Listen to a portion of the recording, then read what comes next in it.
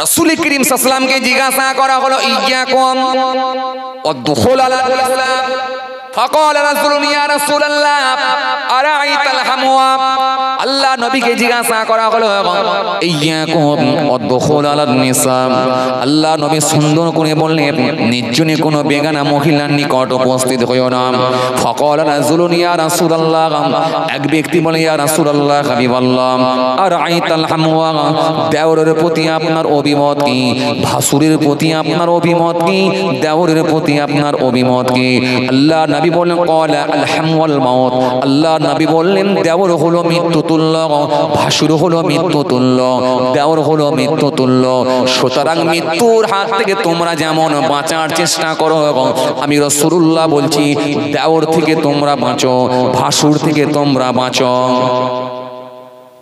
কিন্তু কথা বুঝতে পারছেন এই কথা বুঝতে পারছেন আমি কিন্তু আপনাকে একটা সে হাদিসের উপরে আলোচনা করছি কি বলেছিলাম সংবিধান মানেন সংবিধান মহিলার জন্য সংবিধান পুরুষের জন্য পুরুষের জন্য সংবিধান আছে মহিলার জন্য আল্লাহর আইন আছে এই মহিলার আইনগুলো কি এই একটা হাদিস রাসূল থেকে ধার করে আলোচনা করছি মনে করে দেখেন একটা হাদিস হ্যাঁ তরুণিয়া নওজওয়ান জওয়াকেরা হে আমার মুরব্বিয়ানেরা শুনে রেখে দিবি বাবা তাহলে রাসূলুল্লাহকে জিজ্ঞাসা করা হলো হুজুর দেওর সম্পর্কে আপনার অভিমত কি ভাসুর সম্পর্কে আপনার অভিমত কি আল্লাহ নবী বলেন ক্বালা আল হামওয়াল মাউত আল্লাহ নবী বললেন দেওর হলো মৃত্যু তুল্য ভাসুর হলো মৃত্যু তুল্য মৃত্যুর হাত থেকে তোমরা যেমন বাঁচার চেষ্টা করো আমি রাসূলুল্লাহ বলছি দেওর ভাসুর থেকে তোমরা বাঁচো এবার আপনি আপনাকে নিজেকে কোশ্চেন করে দেখুন যদি একটা মহিলার জন্য দেওর যদি মৃত্যু তুল্য হয় একটা মহিলার জন্য যদি ভাসুর তার মৃত্যু তুল্য হয় তাহলে বলুন তো দেখি খালাতো ভাইয়ের সঙ্গে বোনায়ের সঙ্গে মোটরসাইকেলে চেপে চাঁদ রাতে কি মার্কেটিং করা যেতে পারে দেগঙ্গায় যাওয়া যেতে পারে বলে মনে হয় তাহলে এই জন্য যদি ওই মহিলা সাপোর্ট করে ওই মহিলা যদি সাপোর্ট করে কিংবা মহিলার মা যদি সাপোর্ট করে কিংবা মহিলার পিতা যদি সাপোর্ট করে তাহলে মনে রাখবেন বাবাজি আমার ভাইরা এই মহিলার পিতাকেও জাহান্নামে যেতে হতে পারে ওই মহিলার মাকেও জাহান্নামে যেতে হতে পারে এর পেছনে যাদের সাপোর্ট থাকবে তাদেরকেও কিন্তু জাহান্নামে যেতে হতে পারে ও বাবাজি আমার ভাইরা শুনে রেখে দিন ভালো করে বোঝার চেষ্টা করেন এইজন্য আল্লাহ রাব্বুল আলামিন পর্দাটা মাস্ট করে দিয়েছে রাসূল হাদিসের মধ্যে বলেছেন এই পর্দাটা হলো তোমাদের জন্য মাস্ট এটা হলো 3 নম্বর জায়গা এই 3 নম্বর জায়গাটা কিন্তু খুব ভালো করে গুরুত্ব দেবে সুতরাং বাড়িতে যদি বাবাজি ঘোষ চলে আসে কোনো যদি বন্ধনের স্যার চলে আসে তুমি বন্ধনের স্যারের সামনে গিয়ে কথোপকথন করবে না তুমি বন্ধন করবে না তুমি মহিলা সমিতি করবে না যদি তোমার বাড়িতে ঘোষ আসে ওই ঘোষের সামনে গিয়ে বালতি ধরে তুমি ঘোষের সামনে গিয়ে ঘোষের সঙ্গে কথোপকথন করতে পারবে না ঘোষের সঙ্গে তুমি কোনো হাসি ঠাট্টা দিতে পারবে না এইজন্য রাসূল 3 নম্বর জায়গাটাই বললেন পর্দা এইজন্য মাথা থেকে পা পর্যন্ত ঢেকে রাখার নাম হলো পর্দা এরপরে কিন্তু এমন পোশাক পরিধান করো যাতে করে শরীরের কোনো অঙ্গ বোঝা না যায় এইজন্য স্কিন টাচ বোরকা চলবে না স্কিন টাচ জামা চলবে না নেটের শাড়ি চলবে না কোনো ভারী ধরনের এমন কোনো পোশাক পরতে হবে যাতে করে পরপুরুষের দৃষ্টি না যায় আর যাতে করে বাবাজি আমার ভাইরা এমন ধরনের পোশাক পরিধান করতে হবে যাতে করে শরীরের কোনো অঙ্গ বোঝা না যায় এটা হলো 3 নম্বর আল মারআতু আওরাতুন ফাইযা খরাজাত ইসতাশরাফা শাইতান এইজন্য হাদিস পাকের মধ্যে পাওয়া যায় কিতাবের মধ্যে পাওয়া যায় মহিলা হলো পুরুষদের জন্য আল্লাহ রাব্বুল আলামিন ওই মহিলাকে আকৃষ্ট করে আকর্ষণীয় করে বানিয়েছেন এইজন্য তোমরা মহিলারা নিজেরা পর্দার মধ্যে থাকো তোমাদের শরীরকে দেহকে ঢেকে রাখো ও বাবাজি আমার ভাইরা এমনকি একজন অন্ধ সাহাবী আল্লাহ নবীর একজন অন্ধ সাহাবী আল্লাহ নবীর খেদমতে আসছেন রাসূলুল্লাহর কাছে আছেন কে আম্মা জান মাইমুনা রাদিয়াল্লাহু তাআলা আনহা আমার নবীর কাছে আছেন। আল্লাহ নবী সেই সময় দেখছেন ও বাবাজি আমার ভাইয়ের একজন অন্ধ সাহাবী আসছেন। আল্লাহ নবী বললেন হে মাইমুনা তাড়াতাড়ি বাড়ি চলে যাও, আমার সাহাবী আসছেন। হযরতে মাইমুনা সেই সময় বলেছিলেন ইয়া রাসূলুল্লাহ হাবিবাল্লাহ হুজুর সে হলো আপনার অন্ধ সাহাবী। এই অন্ধ সাহাবী তো চোখওয়ালা নয়, সে তো দেখতে পাবে না হুজুর। আল্লাহ নবী সেই সময় বললেন হে মাইমুনা বাড়ি চলে যাও, বাড়ি চলে যাও, বাড়ি চলে যাও।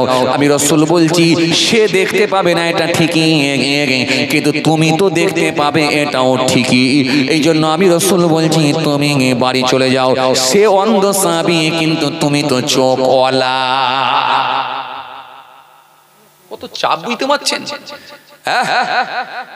এই কথা বললে আবার অনেক মহিলাদের রাগ হবে, হুজুর হুজুর যা বলছেন শুধু আমাদের জন্য বললেন, একটু আমাদের স্বামীগুলোর জন্য কিছু বলুন। কথা বলেন, কথা বলছেন, কথা বলেন। হুজুর হুজুর যা বলছেন আমাদের জন্য বলছেন, কিন্তু আমাদের স্বামীগুলোর জন্য কিছু বলুন। একদম ঠিক। এই জন্য পুরুষ সম্পর্ক আয়াত এসেছে। কি আয়াত? জি, আল্লাহ রাব্বুল আলামিন বলেছেন তোমরা দৃষ্টি নত করো, দৃষ্টি নত করো। এই জন্য পর মহিলার দিকে, বেগানা মহিলার দিকে যদি চোখ পড়ে যায় এক দৃষ্টি পর্যন্ত জায়েজ। কেমন? আপনি সবজি মার্কেটে গেছেন, আপনি মাছের বাজারে গেছেন, মাছ কিনতে গিয়ে যখন মুখটা এরকম করে ঘোরালেন, হয়তো বাই চান্স কোনো মহিলা ওই দিকে দাঁড়িয়ে ছিল, মুখটা যেই চোখটা যেই পড়ে গেল, ওই এক দৃষ্টি যখন পড়ে গেল, এক দৃষ্টি জায়েজ, সঙ্গে সঙ্গে আপনাকে মুখ ঘোরাতে হবে, সঙ্গে সঙ্গে আপনাকে মুখ ঘোরাতে হবে। দ্বিতীয়বার তাকানো মানে সেটা হলো পাপ, পাপ, পাপ। সেটাই কিন্তু পাপ কাজের দিকে আপনি অগ্রসর হলেন, সেটাই কিন্তু পাপের সঙ্গে আপনি সম্পৃক্ত হলেন। কথা বুঝছেন কি বলছি? তাহলে এই পুরুষের জন্য হয়েছে, আল্লাহ রাব্বুল আলামিন আয়াত দিয়েছেন তোমরা দৃষ্টি নত করো। এই জন্য আপনার যদি চোখ পড়ে যায় কোনো বেগানা মহিলার দিকে, এক দৃষ্টি আপনার জন্য জায়েজ, এরপরে কিন্তু তাকানো আর জায়েজ নয়। সে বাসে হোক, ট্রেনে হোক, রাস্তায় হোক, সবজি মার্কেটে হোক, হাটে হোক, বাজারে হোক, যেখানে হোক, এই সুন্দর ব্যবস্থা করেছে কে? আল্লাহ রাব্বুল আলামিন। যদি এটা মেনটেন না করা হয়, পৃথিবীর জমিনে সংঘর্ষ হবে, পৃথিবীর জমিনে অ্যাক্সিডেন্ট হবে, পৃথিবীর জমিনে আরো অশ্লীল কর্মের সঙ্গে মানুষ সম্পৃক্ত হবে। এই জন্য আল্লাহ বলছে আমার সংবিধান মেনে নাও। আমার সংবিধান মেনে নিলে সুষ্ঠু সমাজ তৈরি হবে, পৃথিবীর জমিনে তোমরা আরামের সঙ্গে জীবন যাপন করতে পারবে। আমি আপনাদের প্রথমেই বলেছিলাম কি সংবিধান আপনাকে মানতে হবে, আর সংবিধান মানবেন কেন সেটা আপনাকে আমি একটা একটা করে বুঝাচ্ছি। এরপর আসে 4 নম্বরে, চতুর্থ নম্বরে কি? আগের যে হাদিসটা আপনাদের সামনে বলেছিলাম, ওই একটা হাদিস নিয়ে আমি আলোচনা করছি। একটা হাদিসের মধ্যে আল্লাহ নবী বলেছিলেন কি নামাজ, দ্বিতীয় নম্বরে বলেছিলেন কি রোজা, 3 নম্বরে কি বলেছিলেন পর্দা, 4 নম্বরে কি? 4 নম্বরে জোরে বলো, 4 নম্বরে কি বলেছিলাম? ভুলে গেলে কিন্তু আর বলবো নি, আর মনে থাকলে একটুখানি বলে দেবো, কথা ঠিক কিনি?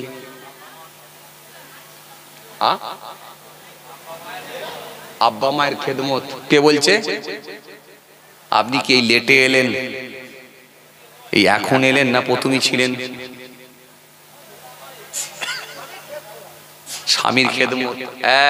কে বললো এটা? এটা কে বললো? ওই দেখো বয়স্ক চাচা, দেখো ঠিক ধ্যান দিয়েছে। 4 নম্বরে যেটা বলেছিলাম সেটা হলো স্বামীর খেদমত, স্বামীর সেবা, স্বামীর মন জয় করা, স্বামীর সন্তুষ্টি অর্জন করা। রাসূল বলেছিলেন এই 4টে কাজ করবে। চতুর্থ নম্বরটা হলো স্বামীর সেবা, স্বামীর সন্তুষ্টি।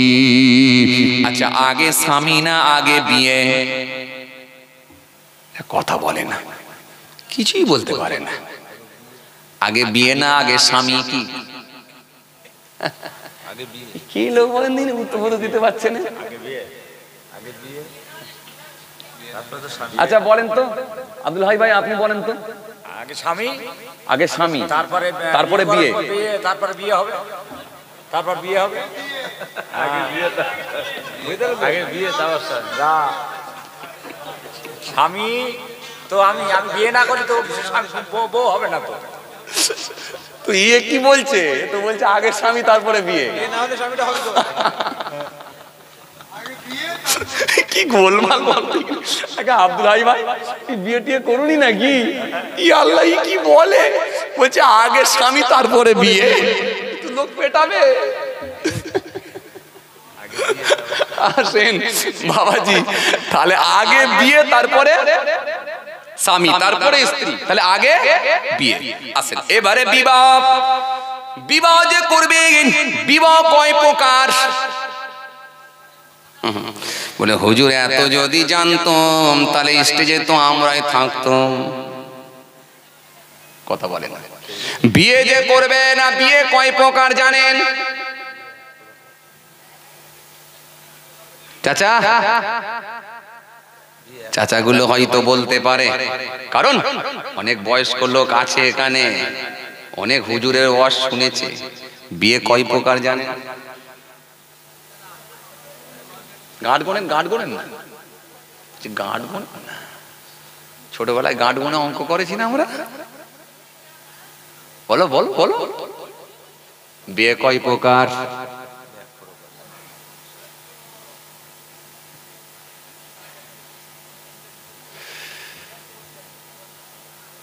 এটা তো মনে হয় দাদু হবে নাকি আব্দুল হাই ভাই?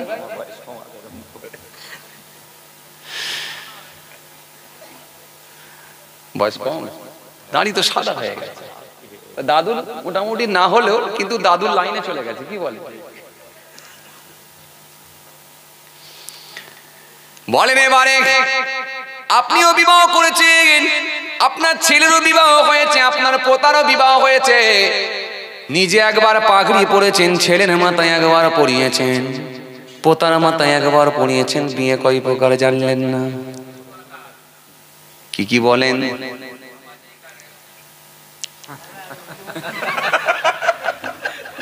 এইবার জমেছে ওয়াজ, এইবার জমেছে। শীতকালে ওয়াজ না জমলে কি আর গা গরম হয়?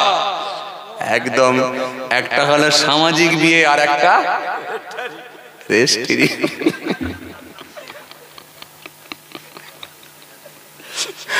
আচ্ছা, যদি একটা হয় তাহলে হবে না?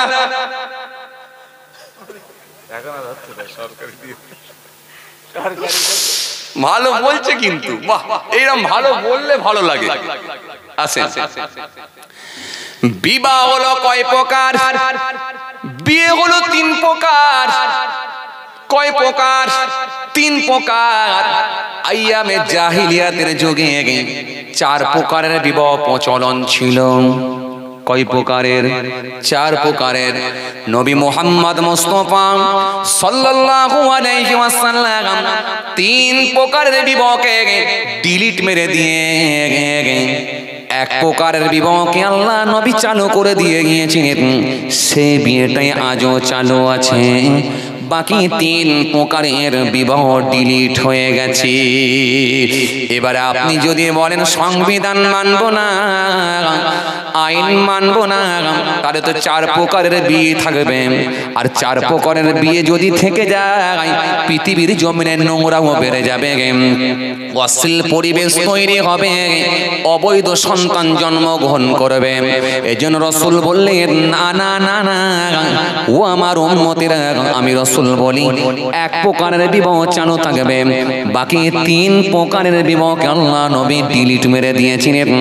এই জন্য 3 প্রকারের বিবাহকে ডিলিট মেরে দেওয়া হয়েছিল। এবারে আসেন, বিয়ে যখন আপনি করবেন কতটা দেখবেন একটা মহিলার? 1 নম্বর।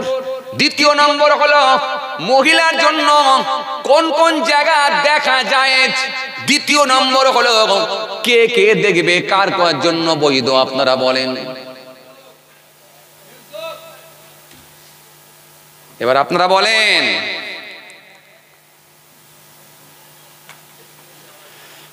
বলেন বলেন, ঝট করে বলেন। চুলদাড়ি পাকিয়ে ফেললো, কত লোকের কুনে দেখতে গেল, এখনো বলতে পারছে না যে কে কে দেখবে। কি সমস্যায় পড়েছি। আমার ওয়াজ কিন্তু বুঝবেন খুব ভালো করে। আমি আপনাদেরকে কি বুঝাতে চেয়েছিলাম, সংবিধান কেন মানব বলেছিলাম কি বলিনি, বলেছিলাম কি বলিনি, এটাই ছিল আমার ওয়াজের মূল কথা, মূল পয়েন্ট। আর আজকের টপিক এটাই ছিল, সংবিধান কেন মানব, সংবিধান মানলে লাভ না লস, এটাই বোঝাতে গিয়ে আমি পুরুষের জন্য সংবিধান আর মহিলার জন্য আইন সংবিধান কি দিয়ে আমি একটা হাদিস রাসূল থেকে টেনেছিলাম। একটা হাদিসের উপরই কিন্তু ওয়াজ করে করে আপনাদের সংবিধান কেন মানবো এটা বোঝাতে চেয়েছি। আপনাদের আমি কি বলেছিলাম বলুন তো, ওয়াজ শুনতে হবে, গঠনমূলক কিছু আলোচনা করতে হবে, শিক্ষামূলক কিছু আলোচনা করতে হবে, যাতে করে মানুষের উপকারে আসে, যাতে করে মানুষ কিছু সেখান থেকে শিক্ষা গ্রহণ করতে পারে। ওয়াজ করা খুব সহজ, কিন্তু ওয়াজের মতো ওয়াজ করতে গেলে খুব কঠিন। 1 ঘন্টা ওয়াজ করতে গেলে 3 ঘন্টা পড়তে হবে, 4 ঘন্টা পড়তে হবে, তবে ওয়াজ করতে পারবে 1 ঘন্টা ওয়াজ। আর নাহলে এর ঘাড়ে, ওর মাথায়, এর কানে, ওর পায়ে চাপিয়ে চুপিয়ে দিয়ে 2 ঘন্টা টেনে দিলে সেটা হয়ে যাওয়া খুব সহজ, যেটা আমাদের আব্দুল হাই ভাইও পারবে। পারবেন না? তা পারবে, কেন পারবে না? খাজা গরিবে নওয়াজ আনা সাগরের ধারে গারে লোটা নিয়ে পানি উঠলো, কেমন করে উঠলো বলে দিলি তো হয়ে যাবে 1/2 ঘন্টা। আসেন, এত সহজ নয়, খুব চাপের ব্যাপার, খুব চাপের ব্যাপার। একটা কথাকে সামনে রেখে অনেক প্রসঙ্গ তৈরি হয়, অনেক আলোচনা বেড়ে যায়। আর ডিটেইলস আলোচনা আপনাকে করে শোনাতে হলে মনে রাখবেন বাবাজি, আমার ভাইরা, অনেক কিছু আপনাকে জানতে হবে।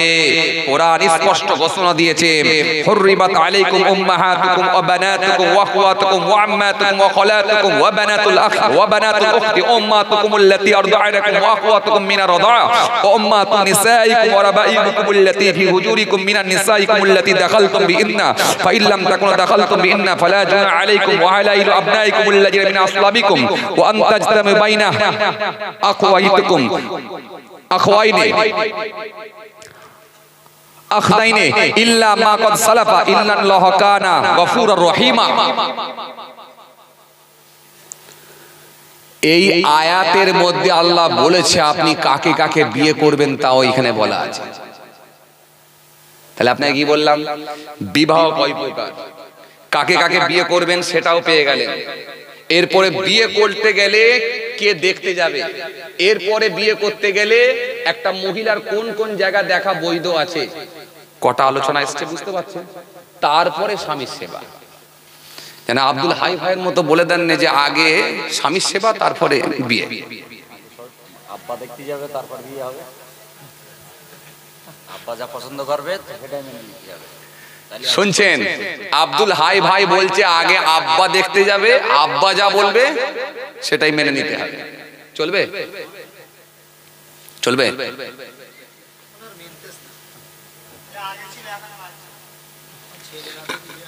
এ তো ভুল আইন, তো কেন মানবে? তো আইন ভুল।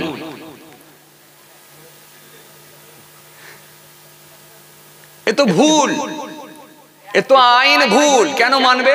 আমার ইসলামকে কি আপনি এত, ইসলাম ধর্মটাকে কি আপনি ভাবছেন কি ছেলে খেলা জিনিস নাকি? এত সহজ নাকি? আপনি লাল কালারের পছন্দ করবেন কি সাদা কালারের পছন্দ করবেন কি কালো কালারের পছন্দ করবেন, সেটা আপনার পছন্দের ব্যাপার। তা আব্বা বললে আপনি মেনে নেবেন? কথা কিছু বুঝতে পারেন? বুঝতে পারছেন আমার কথা? মনে বুঝতে পারেন? হ্যাঁ, আপনি পছন্দ করবেন, সেটা আপনি কেমন করবেন সেটা তো আপনাকে দেখে নিতে হবে। আপনার আব্বা দেখলে কি আর পছন্দ তো নাও হতে পারে, হতে পারে না?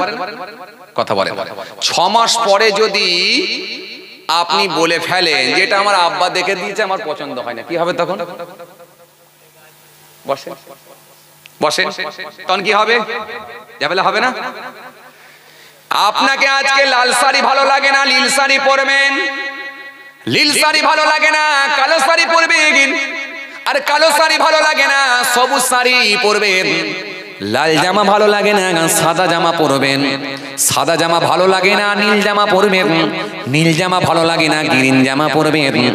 তা বলে মনে রাখবেন, আপনি যেন যেমন করে আপনি কাপড় পাল্টান, ইচ্ছা মতো কিন্তু বউ পাল্টানো জায়েজ নয়। এই জন্য যেটাকে আপনি বিবাহ করবেন সেটাই হলো আপনার মরণ পর্যন্ত সাথী সঙ্গে। এই জন্য বাবাজি আমার ভাইয়েরা ভালো করে শুনে, ইসলাম আপনাকে সেই শিক্ষাটাও কিন্তু দিয়ে দিয়েছে আপনি কেমন মহিলাকে বিবাহ করবেন, কে দেখতে যাবে সেটাও কিন্তু ইসলাম আপনাকে শিখিয়ে দিয়েছে।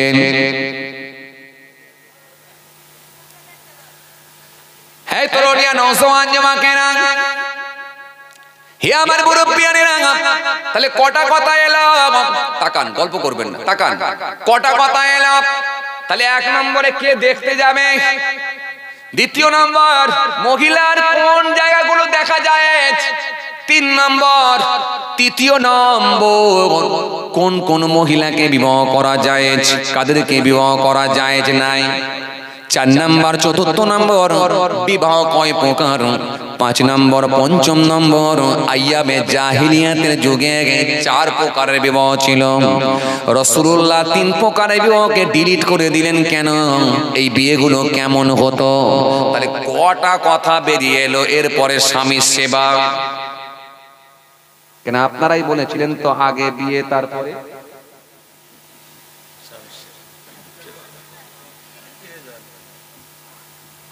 আগে বিয়ে তারপরে, তারপরে নাকি না আব্দুল হাই ভাইয়ের মতো বলবেন, আব্দুল হাই ভাইয়ের মতো বলবেন নাকি? আব্দুল হাই বই বলছে আগে স্বামী তারপরে বিয়ে। যে আসেন এবারে বলি, শোনেন ভালো করে শোনেন। প্রথমত আপনাকে আমি বলবো, কে দেখতে যাবে, দেখতে যাবে পৃথিবীর কোন পুরুষ না, না, যিনি বিবাহ করবেন শরীয়তের মসলা হলো তিনি দেখতে যাবেন, কারণ তিনার পছন্দ অপছন্দটাই কিন্তু ফাইনাল সিদ্ধান্ত। বুঝতে পারেননি মনে হয় না? আবার বলি, যিনি বিবাহ করবেন তিনি দেখতে যাবেন, কারণ তিনার পছন্দ অপছন্দ এটাই টানবে কিন্তু ফাইনাল সিদ্ধান্ত। কেন একটা মহিলাকে তার বাপ নিয়ে সংসার করবে না, যিনি বিবাহ করবে তিনি নিয়ে সংসার করবে। সুতরাং ওই পুরুষটা যিনি বিবাহ করবে তার জন্য দেখা মাস্ট, শরীয়তের হুকুম হলো সেই পুরুষটা দেখতে যাবে। আর আপনারা কি বললেন, বাপ দেবে, গোলমালটা কোথাও বুঝতে পারছেন? আপনারা বললেন কি বাপ দেবে না, যিনি বিবাহ করবে তিনি দেখতে যাবে, তার বাপের জন্য দেখা বৈধ হবে না। তবে যিনি দেখতে যাবে তিনি ছাড়া তার বাপের জন্য দেখা বৈধ হবে না। আর আমাদের সমাজে কি হয়, ছেলে আছে দিল্লিতে, ছেলে আছে হায়দ্রাবাদে, ছেলে আছে বাবাজি আমার ভাইয়েরা বেনারসে, দেখতে যাচ্ছে কারা, ছেলের 10টা বন্ধু। কথা বলে না, কথা বলছেন না কেন? ছেলের 10টা বন্ধু দেখতে যাচ্ছে, ছেলের 10টা বন্ধু আগে দেখতে গিয়ে তাদের পছন্দ যদি হয় তবে বন্ধুর কাছে খবর যাবে। কথা বলছেন না কেন? এই যে 10টা বন্ধু যখন দেখাশোনাই গেল, কিন্তু যিনি বিবাহ করবে তিনি কোথায়, তিনি আছেন হায়দ্রাবাদে বা দিল্লিতে বা বোম্বাইয়ে। কিন্তু এই যে 10টা বন্ধু এরা যখন আগে দেখতে গেল, দেখা তো দূরের কথা, আগে ভালো করে খেয়ে নিল। কথা বলছেন না কেন? খেয়ে নিল না? কথা বলেন। খেয়ে দিয়ে একেবারে কোর্স কমপ্লিট করে যখন সিরিঞ্চিতে হাত ধুয়ে যখন চলে এলো, বন্ধুকে ফোন করে দিয়ে বলল, বন্ধু কুটুম খুব একটা ভালো হবেনি। বলে কেন, মেয়ে কি দেখতে খারাপ? বলে মেয়ে দেখতে মোটামুটি ভালো, খারাপ নয়, সবই ঠিক ছিল, কিন্তু সিলিম চিলেটে দিল, তার মানে কুটুম মনে হয় খুব একটা ভালো হবেনি, সিলিপ চিলেটে দিয়েছে। এই জন্য কিছু কিছু কিছু কিছু মেয়ের বাপ দেখবেন বিয়ে আর দিতে হয়নি, খালি দেখাশোনা করিয়ে করিয়ে দেখাশোনা হয়ে হয়ে দেখবেন ফকির হয়ে গেছে।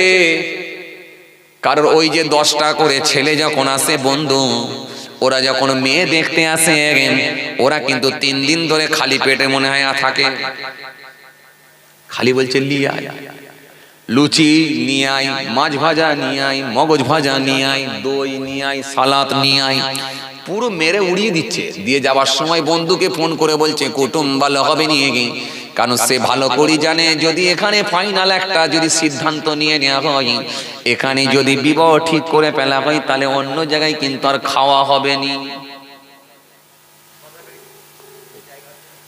এই জন্য বাবাজি আমার ভাইরা,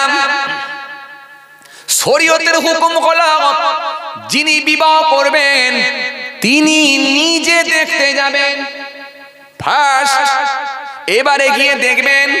কোথায় দেখবেন? তবে মহিলা যদি যায়, তার মানে ওই ছেলেটার যদি মা যায়, ওই ছেলেটার যদি বোন যায়, ওই ছেলেটার যদি নানি যায়, ওই ছেলেটার যদি দাদি যায়, এতে কোনো আপত্তি নাই। তবে মহিলাকে যখন দেখবে ওই মহিলাটারও দেখার কিন্তু তরিকা আছে। কতটা দেখবে? আমাদের সমাজে গিয়ে বলে দাঁত দেখি, কথা বলে না, দাঁত দেখি, চুল দেখি, আছে না? 80 বছরের নানি সে চুল দেখছে, তো যে কোনো ভাবে ময়লা বের করে হলো বলছে উকুন বেরিয়েছে। 1000 পাওয়ারের পাওয়ারওয়ালা চশমা একটা পড়েছে, ময়লাকে দেখছে, উকুন দেখছে। কথা ঠিক কিনা ভুল বলেন? আছে না নাই? আছে। এই জন্য বাবাজি আমার ভাইরা, মাথা দেখবেন, কান দেখবেন, নাকের ভেতর দেখবেন, দাঁত দেখবেন, এটা কিন্তু শরীয়ত অনুমতি দেয় না, বরং শরীয়ত আপনাকে হুকুম দিয়েছে 3টে জায়গা আপনার জন্য দেখা বৈধ। 1 নম্বর হলো এই জায়গাটা দেখা আপনার জন্য বৈধ আছে। 2 নম্বর হলো এই জায়গা দেখা বৈধ আছে। 3 নম্বর হলো এই গিরা থেকে নিচের অংশটা দেখা বৈধ আছে। বাকি কোনো জায়গা কিন্তু দেখা বৈধ নাই। তবে মনে রাখবেন, ওই মহিলার যদি কোনো দোষ ত্রুটি থাকে, ওই মহিলার যদি কোনো প্রবলেম থাকে, ওই মহিলার মধ্যে যদি কোনো দোষ ত্রুটি থাকে, শরীয়তের মাসলা হলো পাত্রপক্ষকে শেয়ার করা, বলে দেওয়া। শরীয়তের মাসলা হলো বলে দেওয়া, বলে না তো আলাদা কথা, কিন্তু হুকুম হলো বলে দেওয়া। মেয়ের বাপ বলবে আমার মেয়ের খ্যাচ হয় মাঝে মাঝে, আমার মেয়ের মাঝে মাঝে মির্গি অসুখ আছে, একটু জানান দেয়। মাঝে মাঝে আমার মেয়ে অজ্ঞান হয়ে যায়, মাঝে মাঝে এই হয় সেই হয়। যদি ওই মহিলার কোনো দোষ ত্রুটি থাকে, শরীয়তের মাসলা হলো পাত্রপক্ষকে বলে দেওয়া। তাহলে দেখতে যাবে কে? দেখাশোনা হবে কে? দেখতে যাবে শরীয়তের মাসলা হলো যিনি বিবাহ করবেন তিনি যাবেন। সাথে যদি তিনার বাড়ির কোনো পরিবারের যদি কোনো মহিলা যেতে পারে, কিন্তু মনে রাখবেন বাবাজি আমার ভাইয়েরা, কোনো পরপুরুষ দেখা কিন্তু তার জন্য বৈধ নয়। খালি ইনি দেখতে যাচ্ছেন এই কারণে, যেহেতু ইনি বিবাহ করবেন, বিবাহর সিদ্ধান্ত নেওয়ার জন্য, বিবাহর সিদ্ধান্ত নিয়েছেন বলে এই জন্য খালি ইনি দেখতে যাবেন। কথা বুঝে গেল কি বলছি? অল্প লোকে আবার পয়সা তুলবেন?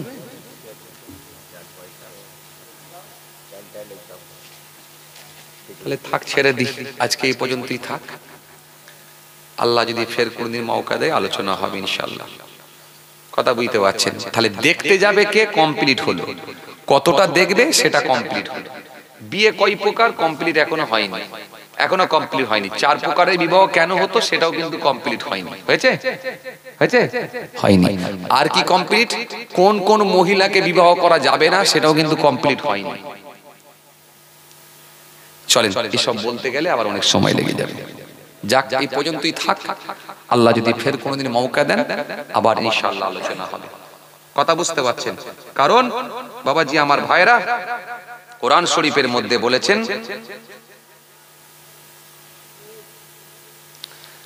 কোন কোন মহিলাকে বিবাহ করা যাবে না। কোরআন শরীফের মধ্যে আল্লাহ বলেছেন, হুররিমাত আলাইকুম উম্মাহাতুকুম ওয়া বানাতুকুম ওয়া আখওয়াতুকুম ওয়া আম্মাতুকুম ওয়া খালাতুকুম ওয়া বানাতুল আখি ওয়া বানাতুল উখতি ওয়া উম্মাতুকুম আল্লাতী আরদাআলাকুম ওয়া আখওয়াতুকুম মিনার রাদাহ উম্মাহাতু নিসাইকুম ওয়া রাবাইবুকুম আল্লাতী ফি হুজুরিকুম মিনান নিসাইকুম আল্লাতী দাখালতুম বিহিন্না ফাইল্লাম তাফআলু ফাইল্লাম তাকুনু দাখালতুম বিহিন্না ফালা জুনাহ আলাইকুম ওয়া হালাইলু আবনাইকুম আল্লাযিনা মিন আসলাবিকুম ওয়া আন তাজমাউ বাইনাল উখতাইনি ইল্লা মা ক্বাদ সালাফা ইন্নাল্লাহা কানা গফুরুর রহিমা। কোরআন শরীফের মধ্যে আল্লাহ রাব্বুল আলামিন বলে দিয়েছেন কোন কোন মহিলাকে বিবাহ করা বৈধ নয়, এই আয়াতের মধ্যে বলে দিয়েছেন। সুতরাং যদি আপনি এই আয়াতকে সামনে রেখে আলোচনায় আসেন, আপনি পেয়ে যাবেন কোন মহিলাকে বিবাহ করা জায়েজ, কোনটা জায়েজ নয়। চার প্রকারের বিবাহ কেন ছিল, রাসূল করিম সাল্লাল্লাহু আলাইহি ওয়াসাল্লাম কেন তিন প্রকারের বিবাহ ডিলিট করেছিলেন, এই আলোচনায় পাবেন এর পরের আলোচনা। চলেন, বলতে গেলে অনেক কথা, এই জন্য আপনাদেরকে আমি প্রথমে কি বলেছিলাম যে শরীয়তের একটা বিধান আছে, সংবিধান আছে। সংবিধান মানলে সিস্টেম ঠিক চলবে, আর সংবিধান যদি না মেনে নেওয়া হয় তাহলে সিস্টেম বহির্ভূত কর্ম হলেই কিন্তু গোলমাল হবে। গোলমাল হবে। আপনাদের পাড়াতে যখন ঝগড়া লেগে যায় দেখবেন, দুপক্ষ যখন ঝগড়া করছে, ওখান থেকে এক পক্ষ এখান থেকে এক পক্ষ, দুপক্ষ যখন ঝগড়া লেগে গেছে, সেখানে দেখবেন তৃতীয় পক্ষ আর একটা শ্রেণীর মানুষ বা আর একজন গিয়ে পৌঁছায়। তিনি গিয়ে দেখবেন ঝগড়াটাকে সমস্যা মেটাবার চেষ্টা করে, ঝগড়াটাকে মেটানোর চেষ্টা করে, সঠিক একটা সমাধান দেয়, সঠিক একটা সলিউশন দেয়। কথা ঠিক কিনা ভুল বলেন? বারবার বোঝাবার চেষ্টা করে, ভাই যা হয়েছে হয়েছে, ছেড়ে দাও, বসে একটা ম্যানেজ করে নেওয়া যাবে, ঝগড়াঝাটি করুনি, লোকে খারাপ বলবে। তো এই যে তৃতীয় পক্ষ তিনি গিয়ে যে বোঝাচ্ছে, এই বোঝানোর লোকটা থাকবে না যদি সংবিধান না মানা হয়। তৃতীয় পক্ষ গিয়ে কি করবে, এই দুপক্ষর ভেতরে কোনো না কোনো পক্ষর হয়ে আর এক পক্ষর সঙ্গে ঝামেলা লেগে যাবে, তাহলে বোঝাবার লোককে থাকবে। এই জন্য আল্লাহ বলছে আমার সংবিধান মেনে নাও, সংবিধান মানলে তোমরা পৃথিবীর জমিনে সুষ্ঠু সমাজ তৈরি হবে, সুষ্ঠুভাবে জীবন যাপন করতে পারবে, সোজা পথের দিকে তোমরা ধাবিত হতে পারবে। সংবিধান মেনে নাও।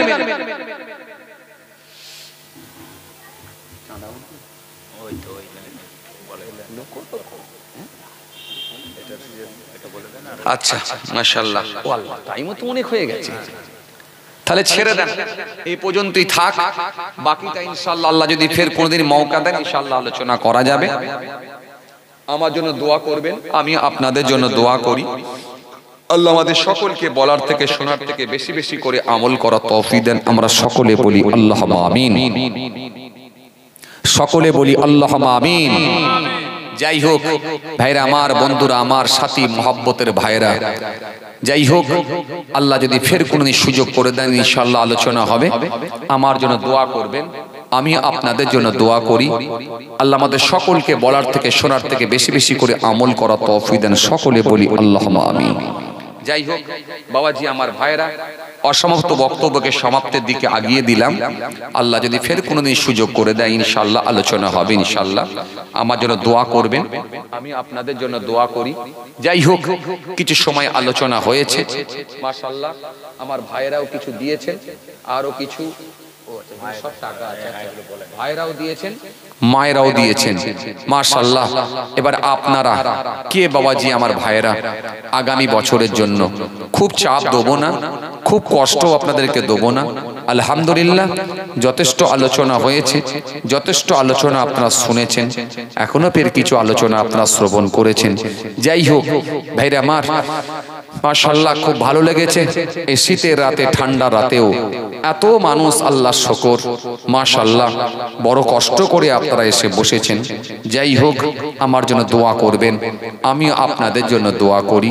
বাবাজি আমার ভাইরা, সংক্ষিপ্ত কিছু বয়ান করেছি, মাশাআল্লাহ আর কষ্ট আপনাদেরকে দেবো না। তো যাই হোক আজকে আমি যেটা বোঝাতে চেয়েছিলাম যে আল্লাহর আইনকে যদি মেনে নেওয়া হয় তাহলে পৃথিবীর জমিনে সুষ্ঠু সমাজ তৈরি হবে, পৃথিবীর জমিনে আপনি সোজা পথের পথিক হতে পারবেন, সোজা রাস্তার দিকে আপনি অগ্রসর হতে পারবেন, সোজা পথের দিকে আপনি ধাবিত হতে পারবেন। পৃথিবীর জমিনে মানুষ ইনসাফ করতে শিখবে, পৃথিবীর জমিনে ন্যায় প্রতিষ্ঠিত হবে। এই জন্য আল্লাহ রাব্বুল আলামিন স্পষ্ট আয়াতও দিয়েছেন, রাসূলুল্লাহ হাদিসও দিয়েছেন। যাই হোক, আল্লাহ যদি ফের কোনোদিন মৌকা দেন, সুযোগ দেন, আবার ইনশাআল্লাহ আলোচনা হবে। আমার জন্য দোয়া করবেন, আমিও আপনাদের জন্য দোয়া করি। যাই হোক বাবাজি, আমার ভাইয়েরা, মাশাআল্লাহ কিছু সময় আলোচনা হয়েছে। এখন